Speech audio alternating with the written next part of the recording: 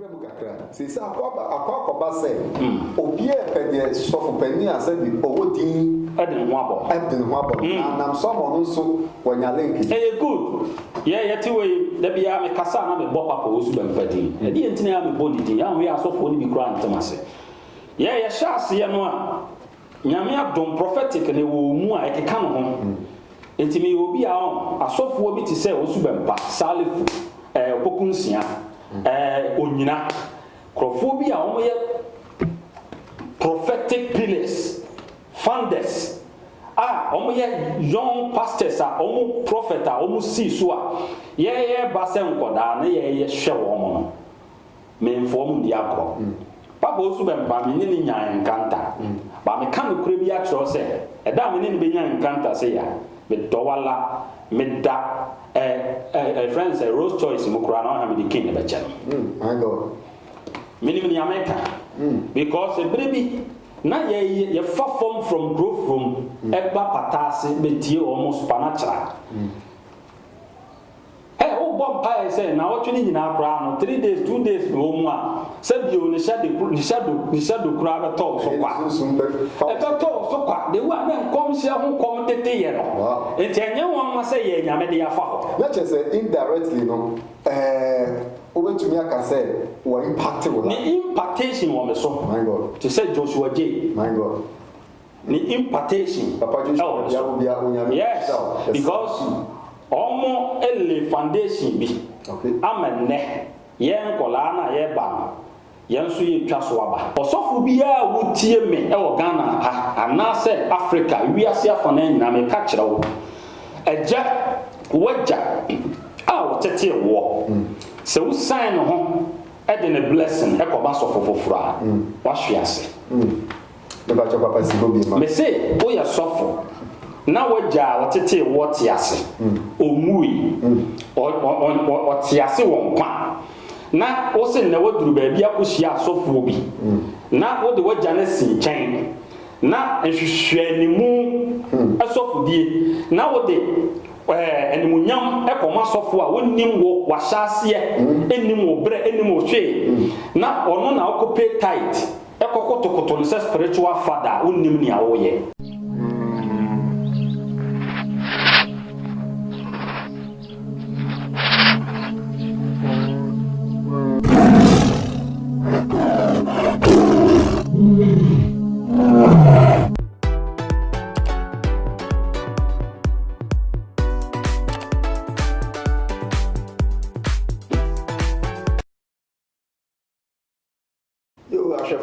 echiche be cheya fo nyina ye mo bibiara akwaba erade hishamo se dan de nyina mode mo fidie no eto eye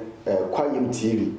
enenso ye wo live ye ne onyame di fo kasue bi e wo ye ntem ne be ba be di nkomo na ansa na me we introduce no ha be hu papa kra me kan ho asem na edi ka me fa me chi a emfa ma eye osofo pani nyame di fo anyame nsa wo so ye prophet Francis Faith a wo eye America memu chi an ho kani me ma me o ma nyame shira pa o do mi ye me so me do no ma nyinara sa so na me nua pani nyame di fo prophet Michael a onso wo Canada eja me chia o nyame edi mu oni abusu nyina me gidi se brade ato mo ho ye sa so na sofo bi ti se papa kwasi sofo Bismarck mu nyinara sofo Abdul Nshira mu nyina so US ye de onyame Nshira e de ma mu nyina me nua be ma Kingsford bro nyamisha mete so ma so mini aba magic enso onyamisha Bismarck onso Italy na wo nyamisha pa you other for say the American kwayim TV na oni guso awoda so ehwe abadi show apreni na o kan ye ho na oni di edwumadi na ye ni so na be ye friends so say o be subscribe to your YouTube channel no on our page no na afi wa click bell no notification bell no say be ya ye edwumadi bia to share so ano onso nsabe tumi aka na afi what to me after so live na wa be part of the program and our live coverage the Kosupiara and then your exclusive interview be and your papa nyame tifo nyame nsabo no so yi oda aya asafa your friend on Fountain of Christian Power Ministry ano na onyame tifo yi ha nyame nsabo no so yi me gidi se wankasa so unu na uteninka utim say yes enye ozifo yɛma na kwa aba me ne ahwɛfoɔ nyinaa yɛma na kwa aba na afei yɛnto ayɛ nkɔmmɔden nso we ɛyɛ quick interview no kyɛ sɛ ne pɛ ɛden wonya no kyɛ sɛ ɛden nti we kura no ɛyɛ quick one kyɛ sɛ wasɛ adagye kakra na ɔde ma me nti yɛso yɛ waste berɛ papa wadaroma yɛma wakɔ aba ɛde ba kwa yɛm tv nyame asiesie ɛyɛ adom nyame ɛna yɛde aseda ɛma no wɔ mpɛmpɛn so a ɔde aba bɛdui ɛgya lockdown nti yɛhyɛ fie na obiara yɛbɔ mpaeɛ kakra ne yɛdidi kakra na yɛadwene yɛn ho kakra yɛadwene ministry no so ho kakra fine nti wokan yɛ aseda na yɛde ma nyame sisi mi hu sɛ asɛ sisi kuro bi hu na obisa ɛnyɛ mama sɛ obebisa sɛ papa na wokɔ akwantu aburokyire na woba adabɛ kɔ sisi mi hu sɛ bibia deda na kwan nneɛma asesa facial kyɛ sɛ body na nkasa koraa no tim sɛ yes nyame adom ɛbade yɛ ɛboro adwene ne nipa nte aseɛ so na de baabia na mehwɛ m'akyi ne yɛhwɛ baabi a nyame fa yɛfiri a yɛnyɛ obiaa but awurade adom ɛnɛ yɛnso yɛbue bi nti yɛde da biara deɛ mɛka ne sɛ mede aseda ma nyame ɔfa yɛfiri kuro from Colombia na wohwɛ dini na yɛde ba no a baabi a yɛfiri ba no a ɛni di mpa Kumasi nyinaa baabi a yɛtete atotobotomfoɔ a ɛm sɛ wohwɛ mu a atotobotomfoɔ saa place no na atotobotomfoɔ nyinaa headquarters woyi hɔ a na woyi tenka na kyerɛ sɛ nyankopɔn ɛma wo so from that place that area ɔbrɛ a nneɛma bi wɔ a woamfa ho koraa nhyɛ mu na awurade atumi ayi wo na wabɛyɛ wo sɔfo a ɛberɛ biara mede aseda ma awurade nyame ayɛ bi paa nti da biara meka kyerɛ me namfofoɔ sɛ onyankopɔn yɛ nnipa deɛ a mohyia no baabiara moda nase a monna nase bi ma me because yɛka nkurɔfoɔ a na ɔmɔmmɔbɔ paa na me ne first person nti mede aseda ma ɔbɔ adeɛ sɛ ɔmpɛmpɛn so ɔde abɛduru nti no wokan a awurade na ayɛ papa wo kasa kra na ana ɛmɛdɛ no ebi a wo ahobraseɛ nya abotrɛ kasa na tumi a nyame de adom nyinaa akyi no asɛ wowɔ bɔkɔɔ kasa biara nyame di kan nyame onyame nhyira wɔ paa ɛnɛ ɛhwɛfoɔ ne atiifoɔ nyinaa sɛdeɛ mede kaka ɛnɛ ɛyɛ religious affection sɛdeɛ mu ne dwumadi no ɛberɛ bi so sei a na kyɛ sɛ nyamesom mu nsɛnsɛm ɛna yɛbɛpɛnsɛmpɛnsɛm mu na yɛho ne siberɛ ne sɛdeɛ ɛwɔ sɛ ɛyɛ no nti no sɛ mede ka kyea a asɔfo mpanimfoɔ yi a na ɛsɛ nyɛ memfom koraa ɛsiane sɛ ɛnɛ ɛyɛ asɔfoɔ dwumadie titiri nti megye di sɛ asɔfoɔ ahwɛ yɛ nyinara wɔbɛsua biribi na mafa mu biribi nso papa wede wadaroma yɛde ka ma wakɔ aba ne hu sɛ nyame adom efie ne honam mu yɛ deɛ na yɛbɛtoa so abisa sɛ yɛka sɛ ɔsɔfo mpo a who is a pastor or a man of God yɛka sɛ nyame nipa ɔne hwan Amisha, a good question. Asɛm bi a ɛnɛ no yɛsɛ batakali adɔso mpanimfoɔ na ɛka ho yɛbɛtoe ɛno nti batakali adɔso nti ameyɛ ho nkramo a ɔyɛ papa ameyɛ ho nkramo a ɔyɛ dɛ ɔyɛ papa obiara sɛ ɔyɛ kramoni ɛsiane sɛ obiara hyɛ batakali saa na ɛnɛ asɔfodeɛ nti no nneɛma bi a ɛkɔ so wɔ adwuma no nti no nipa mu asɔfo yie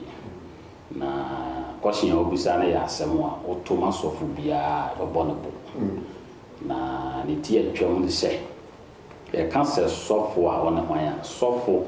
ɛyɛ ɔhwɛfoɔ yɛfrɛ biribi ɛwɔ bible no mu a ɛyɛ ministry no nkorabata 5 bi a ɛno na ɛma church yɛ complete a yɛfrɛ no 5-4 ministry yɛka sɛ 5-4 ministry asɔre biara need 5-4 ministry church biara ne nyina so gyina Jesus Christ so no it need 5-4 ministry apostle ne di kan ɛna evangelist prophet and evangelist and a teacher and a pastor nti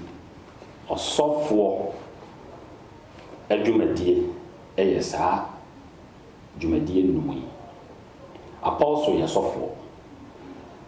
prophet yɛ sɔfoɔ evangelist yɛ sɔfoɔ teacher ɛyɛ sɔfoɔ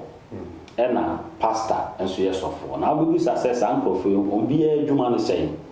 apostle no ɛyɛ ɔsomafo ɛna prophet ɛyɛ ɔkɔmhyɛni paadehunu ni twi ne kan paadehunu obi ohunu adeɛ ohunu ahintasɛm de Hebrew word ne kan sia de ohun adeɛ a obi mfa ne ne hu na mo ne yehu na yehu no ɔno ne sia ɔno ne tɔso mienu ɛne evangelist ɔno ne ɔsɛmpa kani ɔno no trumpet no ɔno ne teɛ mu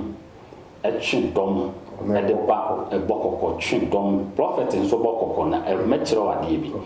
enti evangelist yɛ trumpet a ɔtwe dɔm ɛde ba fie hɔ ɛma ɛdɔm ɛba nyame fie ɛna dɔm ne ba na nsan yɛhia deɛ ɔbɛkyerɛkyerɛ na adwene mu bie na wasua bible na Hebrewfoɔ kasɛm no ne ɛfrɛ mo fallacies a asɛ obi a wɔyɛ scholar na adwene mu bie Arabic wɔ mo from scholar na ɛsɛ na adwene mu du na adwene mu bie a onim twerɛ no wasua ma no ho kwan ma wɔn konkono fa ne mu yɛ adwuma a teacher ɛna evangelist etwe dɔm ne ba yɛde ne bɛhyɛ ne nsa enti teacher wie na adwuma sɛ nipa nan ne nyinaa wie wɔn adwuma deɛ osɔ wɔ mu no ɛyɛ pastor na afei wɔbɛtena nipa na waba no wɔn si yɛ teaching no ba afei na deɛ ɔne ne bɛtena no wɔde ne su ɛbɛ control no na esu bi ewuwo ne mu a ɛnya ɛbɛyi ne ho nyinaa pastor no ne bɛnya abɔtrɛ pastor fo wɔ abɔtrɛ paa obi a ɔyɛ ɔhwɛfoɔ pastor biara wɔ abɔtrɛ nti wo hɛ ɔmo da bɔkɔɔ nti asɔfo nkae no ɔmo yɛ different nti ɔno ne bɛnya abɔtrɛ ama nsɛmfo a ɛhi deɛ tan deɛ dɛ ne nyinaa ɔno n'anim na ɛbɛfa na wɔnya abɔtrɛ kɔpem sɛ ne mu bɛyɛ dene ɔbɛyɛ makyeɛw ansa na ɔno nso ɔbɛgyina mpɛmpɛnsoɔ bi ɔmo bɛtumi adane dwumadi ahyɛ ne nsa nti wobusaa ya wohu apostle ɛne pastor sɛ ɔmo yɛ different ɛna wohu evangelist ɛne prophet nso so sɛ ɔmo nante bom because ɛyɛ similar because wohɛ prophet a ɛne evangelist a saa nkurɔfoɔ no yɛ kekakeka kakra ɔhɛ ɔmo ministry na character no ɔmo yɛ nkurɔfoɔ a ɔmo ani so ɔhye prophet ani so ɔhye evangelist nso ani so ɔhye because prophet foɔ no ɔmo ntumi nhwɛ bɔne ɛna evangelist nso saa nso ntumi nhwɛ bɔne enti adeɛ a mede wɔn toto ɔkra ne kraman pastor ne prophet ne saa nkurɔfoɔ no ɔhɛ prophet ne evangelist a ɔmo no ayɛ nkraman ɛyɛ ɔmo esu yes esu no yɛ nkraman su ɔmo adeɛ ntwam ɔbɛpo ɔmo shadow bi sɛ atwam wɔ ne fie pɛ ɔbɛpo saa na prophet hu bɔne ɔmo adeɛ bi a ɛne nyame asɛm bɔ abira bi a ɛyɛ akyiwadeɛ a ɛyɛ sɛ ɔvoice saa na evangelist nso te ɔno nso voice nti wɔn mmienu kuta the same character but others mmiɛnsa na aka wɔka wɔn bɔ mu wɔn no character no nso yɛ ayɛ similar teacher ɛwɔ abɔtrɛ ɛna pastor wɔ abɔtrɛ wate aseɛ apostle deɛ ne dwumadie ne yɛ sɛ wɔyɛ too radical apostle ɛntena faako nti apostle no ɔkyina maaman yes yɛwɔ tete nsɔre no wɔn sɛ wɔgya asɔre no hɔ ɛde ama wɔn aka wate aseɛ yes nti ɛberɛ a saa dwumadie no nyinaa kɔ so na apostle bɛhwɛ sɛ biribiara kɔ oke ama yɛadane ama pastor ansa na apostle atu ne tɔ ɛfiri baabi a wɔbɛte asɔre no nti woka sɛ asɔfoɔ dwumadi a hwan ne wɔsɔfoɔ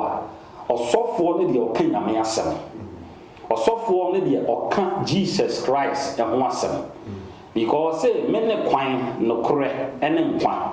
obi ntimi nkɔ nyankoropɔn nkyɛn ɛgye sɛ wɔdɛ ɔnam so enti yɛka sɛ ɔsɔfoɔ ne nipa a wɔtumi pae mu ka saa asɛm no ɔno na ɛyɛ man of God ɔsɔfoɔ ne nipa a wɔtumi bie n'ano ka saa hintasɛm no kyerɛ nipa na etimi twe na koma ɛbɛ Awurade ho enti sɛ obusa sɛ hwan ne ɔsɔfo a ɔsɔfo ne deɛ otimi di Christ ho adanseɛ that's it yo ɔsɔfo ne deɛ otimi edi Christ ho adanseɛ deɛ ɛne na papa we deɛ mensan bisa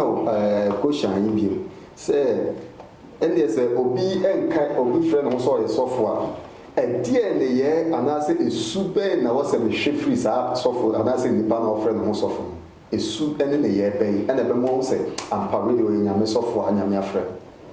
Ɔsɛ Timothy Paul kan sɛ mekyerɛ Timothy wɔsɛ ɛsɛ ɔhwɛfoɔ sɛ yɛnya ne ho asɛm biara nyɛ dɛ ɛnka wode ɛmfa saa wɛde no nko a ɛhwɛ ɔsɛ ɔhwɛfoɔ hwan ne ɔhwɛfoɔ ɛyɛ sɔfo ho asɛm na wɔka sɛ yɛnya ne ho asɛm nyɛ dɛ ɛnka ɔdi ne ho ni ɔbu ne ho ɔrespɛte ne ho wɔtoto n'akwan yie nti wokenkan a wɔsɛ ɛyɛ sɛ ɔnya ɔyere baako wate ase okunu baako enti ɔhwɛfoɔ ɛwɔ broni bɛka sɛ ɔwɔ condition like emrada ho ɛhyehyɛdeɛ sɛ wɔyɛ dɛ ɔdi so enti wobɛfrɛ wo ho sɔfo na ɔsɔre a na wo ne ɛfrɛ ne sɛ sɛbio tafrakyɛ we smokers ɛna ɛgoro a na ɛsɛ question mark wɔ ho o kɔ ɔmo nkyɛn ɔmo yɛ wo nuanom all right but ɛno nkyerɛ sɛ kɔfɔ ɔmo adamfoɔ ne ɔmo ntu mmom but deɛ sɛ woyɛ nsɛ wo kɔ ɔmo nkyɛn biara sɛ sɔfo no wodi nyame asɛm ɛna ɛkɔma ɔmo na yɛbɛhu na ɔmo hye wie no na wote hɔ na ɛnyɛ bible na wokɔka wo ne ɔmo na ɛkɔ na ɛba ɛne adeɛ a ɛno mma nipa wontwa mfonyini papa ɛmfa nkyerɛ nipa enti no ɔsɔfo ɛyɛ neɛ fata ɔsɔfo yɛ nea sɛbio ɛmfa mfin ne nkekaawa ɛnka wo ho ne adwuma no a woyɛ dɛn woyɛ no enti sɛ wobusa akɔhyɛ no a na sɛdeɛ woka no brɛ ne ntimi mpɛ sɛ mɛkɔm deep biara nanso kakra a kristoni bi a wotie me ne nipa bi a wotie me wiase afa na nyinaa bɛte aseɛ no sɛ ɔsɔfo dwumadie no ɛyɛ sɛ da nso ɛyɛ sɛ ɔsɔfo di ne ho ni na woda nso wɔ w'afoɔ mu na nneɛma bi wɔ hɔ nom a ɛyɛ su ne nneyɛɛ bi kasa mu koraa no ɛnyɛ nsɛm nyinaa na sɔfo de na no tom so yɛyɛ good sɛ ɛyɛ sɛ sɔfo voice but ɛnyɛ biribiara na ɛyɛ sɛ sɔfo de na ne yɛ dɛ ɛkɔto mu ɛnyɛ baabiara na ɛyɛ sɛ yɛhu sɔfo wate aseɛ ɔsɔfo deɛ wankɔka nyame asɛm a wosua nyame asɛm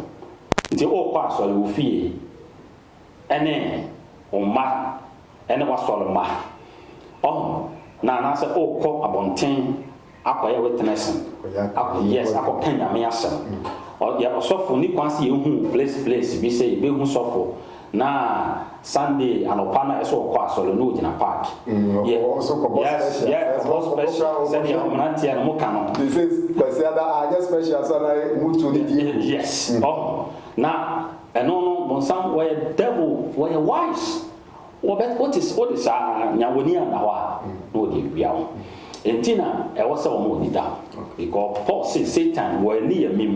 ɛsiane sɛ yɛhu n'adwen sɛ wohu Satan n'adwen a wɔntumi nni wɔ mim wɔntumi nsɛnke wo enti sɛ ɛsɛ wohu n'akwan na wɔhu how a wɔbɛsi nso anante abɔ ɔbra sɛ wo kristoni anaa ɔsɔfo ɛde nyame nhyira wo papa womma yɛ kyɛ sɛ sɛdeɛ yɛbisa wo kora wura mu details deep ma yɛte nneɛma ase yie enti mebisa sɛ meyɛ okristoni anaasɛ ebi afe na mebɛhu kristo mpɛ sɛ megye nyame di a ɛdeɛ nneɛma bɛɛ na ɛwɔ sɛ mehwɛ anaasɛ ahwɛsodeɛ bɛɛ na ɛwɔ sɛ mehwɛ ansa na meto anamɔ sɛ asɔre wei anaa ɔsɔfo wei ɛna mepɛ sɛ mene no ɛkɔ so okay first bɔ mpaeɛ ɔn sɛ bebree no ɛnneɛ bi ne nneɛma bi ɛkɔ so wɔ sɔfodie mu ne ade no yɛ ana membrɛ mu obiara because baabi a nipa no sakyera da biara meka sɛ baabi a obiara wobɛsakyera a wobɛdi kan akɔdua no wofɛ awurade foforɔ a asɔre a wobɛdi kan kɔm foforɔ no important paa foundation a wobɛnya wo kristosum ahyɛ aseɛ no ɛno na kyerɛ wɔwieɛ ɛno na kyerɛ wonyina nneyɛ a wobɛda no di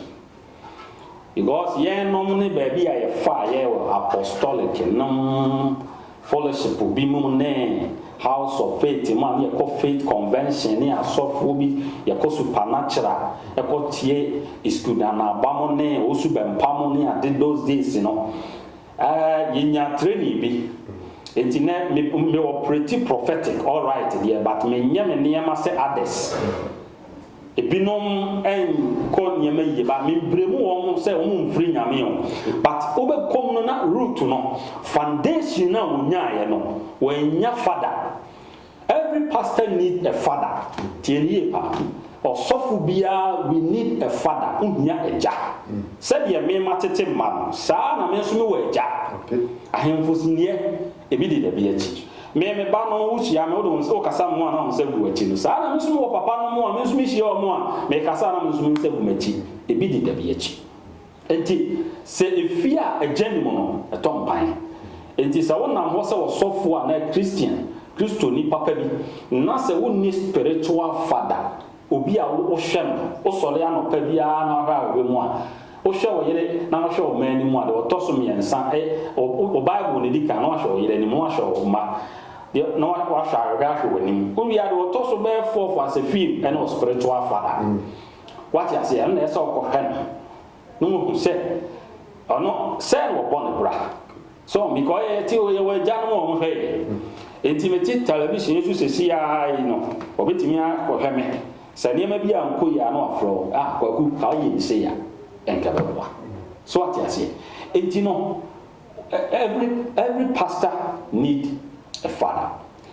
omo ye omo niam basa no se de wo kan omo no ye se omo ni eja na so we ja na wunya training se de ye nya ye ni bia e na aboa ye ya because of your root ni ntina niam bi o ye ntimi fi ho nhim enti papa ne me bisa se edi na ma ti se de wo kan wo eja atinatini mu otumi etinetino na de beba se onunya bi de oso on de on page opeso on nko an e bone bra e ya homa so anase ye ai e bi ya homa so ne bi no on so a nim na wonim e bi ya homa so because o hwe mu majority na dwe ka ho ene nkola na ba no sabi utafrache ohunu bibi 2x4 kakra bia onim se na jakora ni hwe enso bra na ne nam na woni mo hwe no no obre na ho ase ma da pese usi ho so yes one ne nam na woni mo hwe no no obre na ho ase but o bia wo free won chen ko sua bibi kakra kan de wo sua no no na dwene ne se de ono benya na kire no e chen de wo de ma no enti eduru be o hia wo kra na ahobra se e so obre na ho ase no ombre na ho ase emi wo be fa fon kra na du ba bi afia so wadidi wo na ase pen wo yisika kra ma ne pen wa boa pen at least ebi ankanya wo kra na ankanya me adwuma mu onyam kra nhye enka wo be fa fon kra kasa afia so bi ajame ma wo finhia papa no expect say ne so fo panyini ne na mfa fon ene ne nso kra reho sem kra ne sa wo mpa e ya ne se omo eya wo no be duru ba bi no na sofo ebi a obi na ni onyam adwuma no ho anka eso o de ni die mu man spiritual father no wakofa obi foforo na ho no tuya ne tight e ho no de na kwa ne spiritual father wrong na je sa bre na sabi owo form na say onya nya bi ne de na o de nipa na ne papa na so se o fi say sa so na che guarantee no oduru be o de no akobo papa o no so sabi owo di uska aha na say nipa no kra ye kan onim ne starting onim ni bibia na ho na otua ne tight wrong onim osofu bia wotie me e wo Ghana anase Africa wiase afana nyina me ka kire wo eja waja a wo tete wo se wo sign ho e de ne blessing e ko ba so fofofra wa hwiase de ba cho papa si go bi ma me say o ya sofo na waja watete woti ase omui o ti ase won kwa na o se na waduru ba bia kohia asofo bi na wo de waja na si chen na ehwehwanimu asofodie na wo de enimunyam ekoma asofo a wonim wo wahyaase enim wo bre enim wo hwe na ono na okope tight ekokotokoto no spiritual father wonim ni awoye on se papa tieni ma membre mu kakra se sa akwa ba se obi e pede sofo pani ase bi owodin edin ho abo na someone nso wanya link good yeti we da bia me kasa na me bo papa osu ban padi e di entina ya me bo didi ya we asofo ni bi kura ntemase ye shaase ye no a nyame adom prophetic ne wo mu a ekeka no ho entimi obi a asofo bi ti se osu ban pa salifu opokunsia onyina krofo bi a omo ye prophetic pillars founders omo ye young pastors omo prophet omo si so ye ba se nkoda na ye hwe wo mo no memfo mu di akro papa osu be mpa me ni nyan nkanta ba me kan kure bi a tro se eda me ni be nyan nkanta se ya me dowala me da friends Rose Choice mo kura na ha me di king be che no my god minimum in America because a baby na ye far from growth from egba patase betie almost supernatural bomb pie say na what ni nyina kra no 3 days 2 days no mu a say bio ni shadow kra be to so kwa e be to so kwa de wa na kom sia ho kom tete ye no enti enye won ma say ye nyame de afa ho na che say indirectly no